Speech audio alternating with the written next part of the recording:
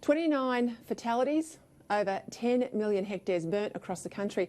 Just some of the horrific statistics from the national bushfire crisis that we've seen since October.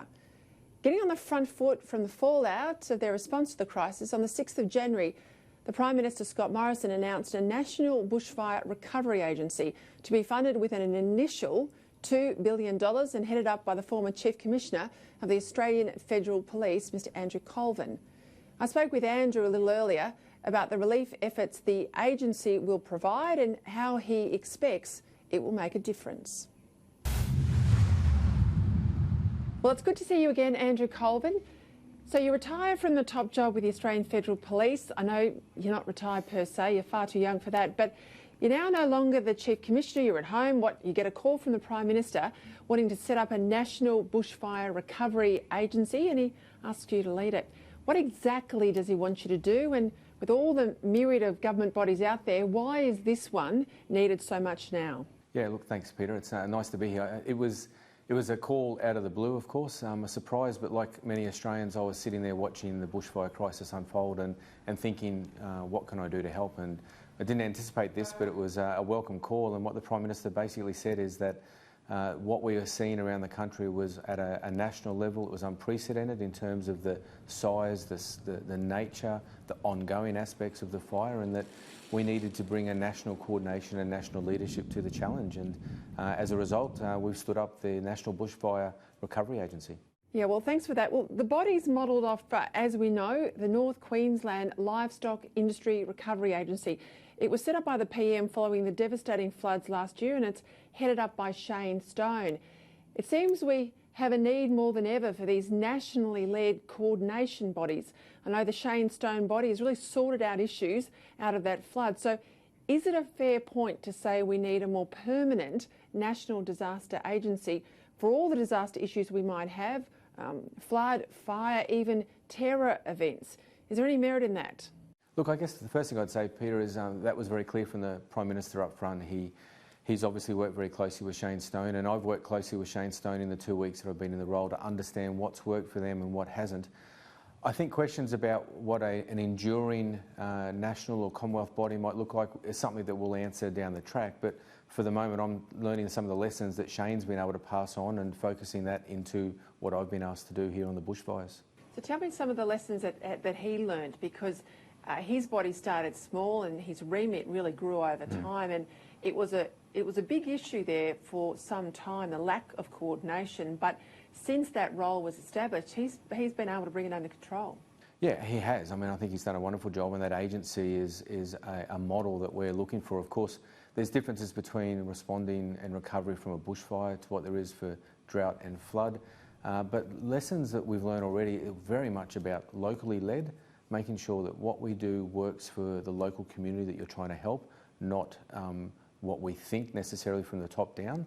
Also, displacement of local labour. That was something that I guess I hadn't thought about until I came into this role, and it was a lesson that Shane gave me as well, that to make sure that whatever we did, we weren't displacing local economies, we weren't displacing local workers or local labour. So that's a core fundamental principle of what we're doing in the bushfire recovery now. Right, well, $2 billion has been invested in this agency. That's on top of disaster recovery payments that go out to individuals, isn't it? My priority is to listen. My priority is to learn right now. And what we're hearing already and what we've responded to is people on the ground, communities, individuals, businesses, primary producers need cash. They need cash flow to help them get re-established, to help them do the basics, to start to normalise. It's probably a strong word, but to try and bring some normality to what they're doing. So that's why over the last 2 weeks we've seen a range of announcements that really are designed to get cash into the communities, to start to help them to do the things that they know they need to do. But also there's a range of support options as well.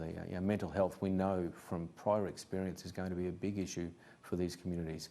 We know that communities need help with their financial planning, their financial counselling. If you're a small business that's been affected, you're probably facing what seems like a mountain to climb right now. So we want to make sure that you're getting the advice that you need.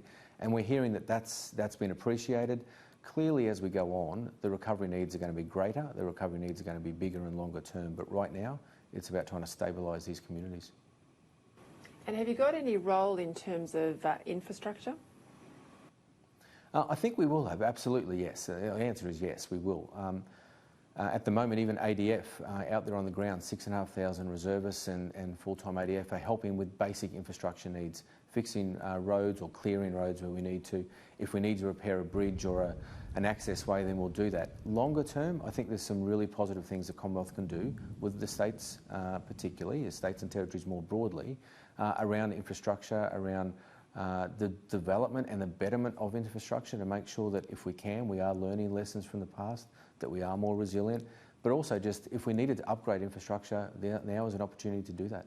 Have you been able to get on the ground? What can you tell us from the circumstances of people you've seen that are affected out of these fires now that the immediate threat's passed?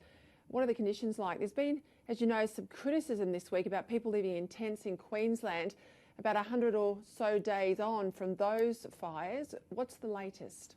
Well, it's mixed across the fire zones. I mean, I'm focusing my energy on fires that go back to August last year. So for some of those communities, such as Central Queensland, where I hope to be tomorrow, or Northern New South Wales, who had their fire event some time ago, they're a lot further progressed. But that doesn't mean there's still not problems, there's still not issues, and we see them come up every now and then where people still are displaced. We have to get temporary accommodation in for those people, and I know the states are very focused on that. But further afield into those zones where people are still fighting fires now, recovery centres are still active, it really varies. If you're in Malakuta right now, you're still cut off, you're still isolated, both physically and at times. We know communications are a problem. We know that power is a problem, but we're working very closely with the telecommunications sector, with our power providers, and they've done a wonderful job, frankly, of getting infrastructure stood back up, getting temporary facilities in place.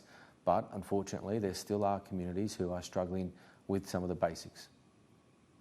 Do you have any role, Andrew Colvin, in oversight of the interface between, say, the federal government resources, state government resources, and of course, really significant levels of donations from corporate Australia and from ordinary people? How do you make sure that there's not a duplication of resources, but also all the money that's promised actually reaches people on the ground? Do you have a role in that?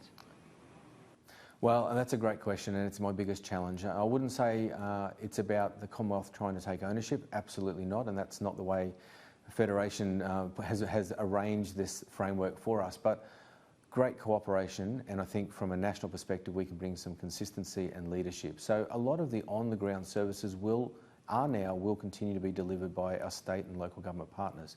But this is a disaster of a nature that has tested the frameworks that we have in place. It's tested that bilateral framework that we normally have in place, where a disaster may be in one very localised community or one state. We're dealing predominantly with 4 jurisdictions at the moment, but of course other jurisdictions have also had fires in this season. So it's about bringing some leadership to that space. It's about bringing some consistency, but a lot of the work will be delivered at that very granular local level. All right, well, putting your old police commissioner hat back on for a moment, do you think we need tougher penalties for arson? What about looting? I think it's disgusting, Peter, quite frankly, both as a former police commissioner, as now head of the agency, but just as a citizen of Australia. I mean, people looting and taking advantage of our own communities when they're at their lowest point is just deplorable, and I hope that, and I know that my old former police colleagues will be coming down that as hard as they can. The same with arson. I just cannot see what the rationale is, where somebody would think that that is in any way. I just can't rationalise it, Peter, I really can't. But are the penalties tough on us? Look, the penalties would vary across jurisdictions. I know that. Do we need to bring some consistency? Look, I'd leave my old police colleagues to bring advice on that, but I think it's disgusting, deplorable, and we see the best of Australians at these times of natural disasters. We see the incredible generosity. $500 million has been donated thereabouts already. We see the best of it, and we have this small percentage of the population that want to do the wrong thing every time. Well, thanks for your time, Andrew Colvin. Good luck for the months ahead as you deal with the bushfire recovery, and it's been great to catch up with you again. Thanks for having me on, Peter.